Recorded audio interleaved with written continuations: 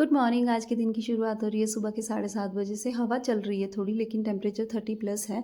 तो बस हवा चल रही थी, इसलिए सोचा कि चाय बाहर बैठ के ही पी लेते हैं। तो बस जल्दी-जल्दी किया, आज सब कुछ चाय निपटाने के बाद नहाना-धोना हुआ और जल्दी से ब्रेकफ़ास्ट हो गया। वो क्यों हो गया वो मैं आपको आगे बताती हूँ। तो आज हमें निकलना था। कहाँ निकलना था ये सूटकेस देख के शायद आपको अंदाज़ा हो ही रहा होगा कि हमें कहाँ निकल रहा था। So again mountains are calling us. तो हमें आज दोबारा मनाली आना था।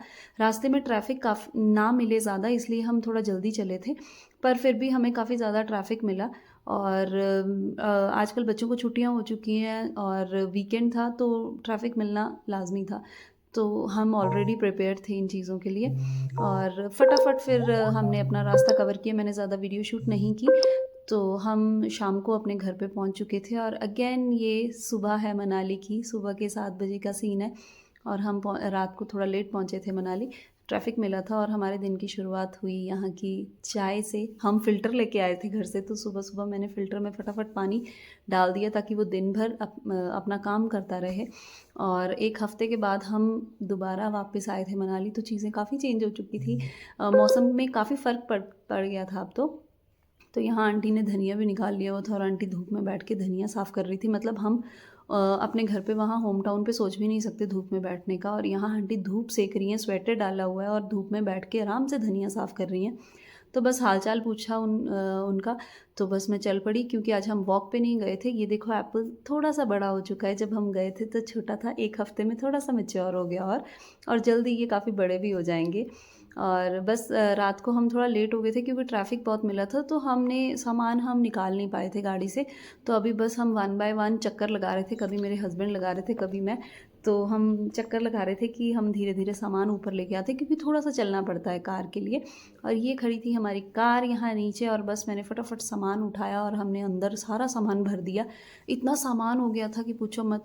और बस सामान निकालने के बाद हमें भूख लग गई थी, तो मैंने फटाफट ब्रेकफ़ास्ट बनाना शुरू कर दिया। और ब्रेकफ़ास्ट में मेरे फ़ेवरेट पराठे, जो कि मुझे बहुत ही पसंद है, तो आज मैंने सुबह-सुबह सब्ज़ी बनाई थी भिंडी की, तो दही, भिंडी की सब्ज़ी और पराठों के साथ हमने ब्रेकफ़ास्ट किया। और दिन में ऐसा मौसम हो गया, दिन सुबह धूप थी और यहाँ देखो सामने बारिश हो रही है, इतना तूफ़ान चल रहा था। मतलब मनाली के मौसम का आप बिल्कुल अंदाज़ा नहीं लगा सकते हो। मई ख़त्म होने वाला है और यहाँ मौसम इतना ठंडा है अभी भी कि पूछो मत। यहाँ आंटी नीचे बीज लगा रही हैं नए अपने एक हेल्पर के साथ। और बस देखते ही देखते अभी मैं बातें कर ही रही थी कि बारिश स्टार्ट भी हो गई। पता नहीं ये कैमरा में दिख रही होगी कि नहीं, लेकिन हल्की-हल्की सी बारिश शुरू हो गई है।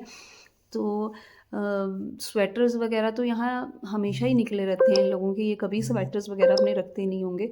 तो बस बारिश देखी जैसे ही, तो हमारी चाय का टाइम भी हो ही चुका था। तो हमने चाय पी और मैंने बाहर बैठ के चाय एन्जॉय की अपनी, इस बारिश को देखते-देखते। मतलब ऊपर पूरे काले बादल थे, काले बिल्कुल। सोच भी नहीं सकते थे कि कहाँ 45 टेम्परेचर, मतलब 5-6 घंटे की दूरी पे यहाँ 45 टेम्परेचर चल रहा है और यहाँ ऐसा मौसम है। मतलब बंदा सोच भी नहीं सकता। और बस उसके बाद मुझे एक थोड़ा-सा काम था, मार्केट जाना था, तो मैं आज अकेले ही चली गई अपने बेटे को साथ लेके। तो उसको मैंने बेल्ट में डाला जैसे ही बारिश रुकी, लेकिन छाता मैंने कैरी किया था ताकि बारिश का कुछ पता नहीं होता क्योंकि।